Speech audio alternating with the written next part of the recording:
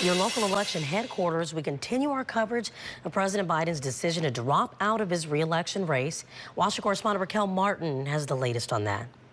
We should have a better read on where the entire party is in coming days, but already many Democratic lawmakers are enthusiastically throwing their support behind Vice President Kamala Harris. After President Joe Biden shocked the nation by bowing out of the 2024 race and endorsed his vice president, Democrats appear to be uniting behind Vice President Kamala Harris. Oh, I'm all in for Harris. I've known Harris since 1991. She is smart. She's capable. Dozens of influential Democrats, from the Clintons to Congresswoman Alexandria Ocasio-Cortez to Michigan Governor Gretchen Whitmer, are all pledging their support for the VP. But notably, congressional Democratic leaders, including former Speaker of the House Nancy Pelosi, stopped short of a Harris endorsement. We're going to have an open, orderly democratic process. Senator Richard Blumenthal suggests the party will have an open primary to allow delegates to weigh in before informally nominating a candidate ahead of the Democratic National Convention next month. And then we will come together with an excitement and exuberance, even a joy. In a statement, Harris vows to earn and win over support. So far, no other Democrats are challenging Harris for the nomination, although independent Senator Joe Manchin appears to be flirting with the idea. Legislative affairs expert Casey Burgett says with the president behind her, Harris has a huge advantage. That's about as good as an endorsement as you can give.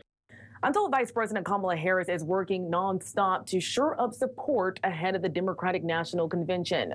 Sources close to the vice president say she made more than 100 calls to governors, members of Congress, and other advocates on Sunday. For now, in Washington, Raquel Martin, back to you. All right, Raquel, thank you for that. And as the country waits to see if Harris wins the nomination to be the Democratic nominee for president, this is a historic time for the Bay Area. Harris was born in Oakland and went to school in Berkeley. KRON 4's Michael Thomas is live in Berkeley talking with voters. Good morning, Michael. Hi, good morning, everyone. We are actually in the neighborhood of where she did attend elementary school, and it's this community that really rallied her 4 years ago as she entered into the White House as VP. Take a look. This is general video we have of some of the places where VP Harris did live in her younger years. And as Reyna mentioned, she was born in Oakland to a Jamaican father and an Indian mother. She later lived and attended school here in Berkeley and was a student at Thousand Oaks Elementary in the 70s before moving to Montreal at the age of 12 with her family. She would later return to the Bay Area, where she began her law career in Alameda County before becoming a San Francisco DA and California Attorney General. Now, Harris has said during her childhood years, she was part of the second class to integrate public schools and was bused to school daily here in the East Bay. We did speak with some of those who live in this community where she grew up about her likely becoming the Democratic nominee for president. Take a listen. I am ready. I've talked with friends. We would love her VP to be a woman, but I don't think the country's ready to do that yet. But yeah, that would be great. Person of color, woman, it's about time. Now, we are hoping to hear more from the community this morning as we get more details regarding her official announcement and officially becoming the Democratic nominee. We'll continue to keep you updated. But as the sun starts to rise and people start to wake up this morning, we'll bring you those reactions as we get them. That is the very latest. Reporting live in Berkeley, Michael Thomas, KRON 4 News. All right, Michael, thank you for that breakdown there. Happening today, Bay Area leaders are coming together to show support for Kamala Harris. San Francisco Mayor London Breed will hold a rally in support later on this morning. KRON 4's Will Tran is live in San Francisco with the latest on that morning. Well, the rally will take place at 9 o'clock this morning. Before she was vice president, before she was senator, before she was California Attorney General, she worked in San Francisco as the district attorney from 2003 to 2010. So she has many friends in San Francisco politics, many people, including Mayor London Breed. She has said she looks up to Vice President Kamala Harris, and she was overwhelmed with joy when she found out more than likely Kamala Harris will receive the nomination to represent the Democratic ticket against Donald Trump, the former president of the United States. So it looks like the stage is set for those two in a couple of months from now. Vice President Kamala Harris, she was a district attorney for 7 years in San Francisco, made a track record after that as well. Attorney General for 7 years before moving on to senator. So her adult life has been spent helping others in politics, working with the community. We got a chance to track down somebody very familiar with Bay Area politics, California politics. Here is the former mayor of San Francisco, Willie Brown, saying the job is not done, that her job is to beat Donald Trump, not just to represent her party. Kamala has to show to Democrats that she can beat Trump. The goal is to beat Trump. The goal is not to get the nomination or anything of that nature.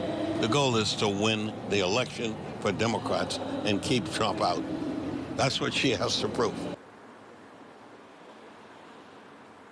And she will start her bid as early as, Reyna, 8:30 this morning. We do know that she will make remarks publicly. Yesterday, she took to social media, but nobody saw her on camera. We do know in about 3 hours from now, she will make her first public remarks on camera. And of course, we will bring that to you.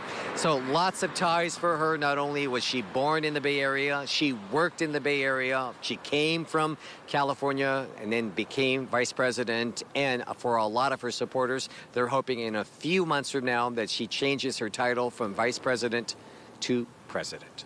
Back to you. It's a lot of historical moments happening. Thank you for that, Will. All right, local Democratic San Francisco leaders are also backing Vice President Kamala Harris. Mayor London Breed, City Attorney David Chu, and more are holding a rally right outside of City Hall. The rally's going to start at 9 a.m. The question now, can Kamala Harris unite a fractured Democratic Party and beat Donald Trump? Reporter Marnie Hughes looks at Harris's time in public service. I, Kamala Davy Harris, solemnly swear. History was made Wednesday, January 20th, 2021. Kamala Harris, the former San Francisco District Attorney and California Attorney General, became the 49th Vice President of the United States. So help me God. The junior senator from California became the first Black American and first South Asian American to hold the office of vice president.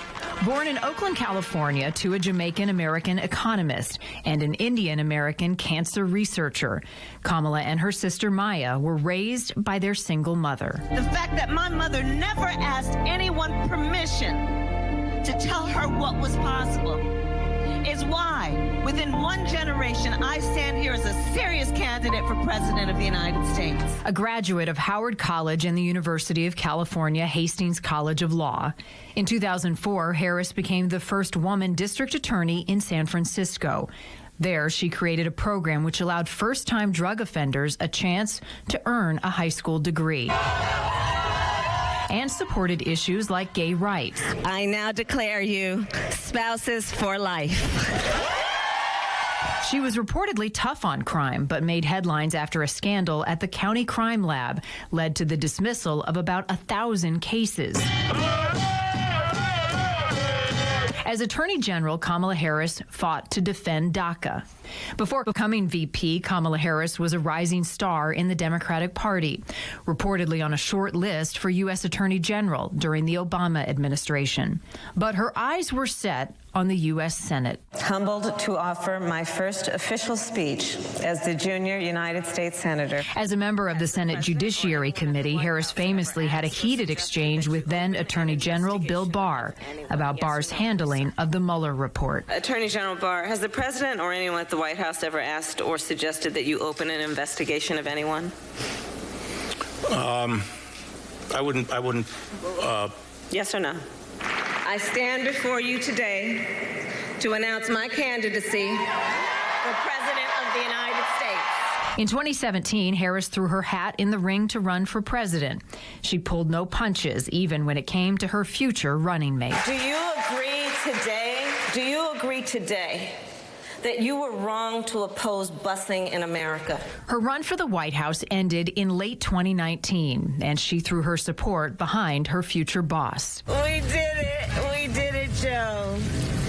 You're going to be the next president President of the United States. Throughout her time in D.C., the Biden-Harris White House reportedly added 15 million new jobs in the U.S. And as a type 1 diabetic, she worked to control insulin prices for seniors. I'm in favor of the Second Amendment. And I believe we need assault weapon bans. She supports red flag laws and has been a fierce advocate for a woman's right to choose. Harris did receive backlash of her handling of issues at the southern border. She was tapped by Biden to work on migration issues at the U.S.-Mexico border, yet some thought she minimized the issue after it took her several months to visit the border. Israel has a right to defend itself, that we have got to make sure that innocent civilians aren't being killed. She's been a supporter to ending the Israel-Hamas war and backs a two-state solution, but has been accused of being, quote, blunt when it comes to Israel's actions against civilians in Gaza. As VP and president of the Senate, she's had another first. Harris broke an almost 200-year-old Senate record. She's cast the most tie-breaking votes in the U.S. Senate. To revise the criteria for determining which states and political subdivisions are. All right, well, we're going to continue following this story.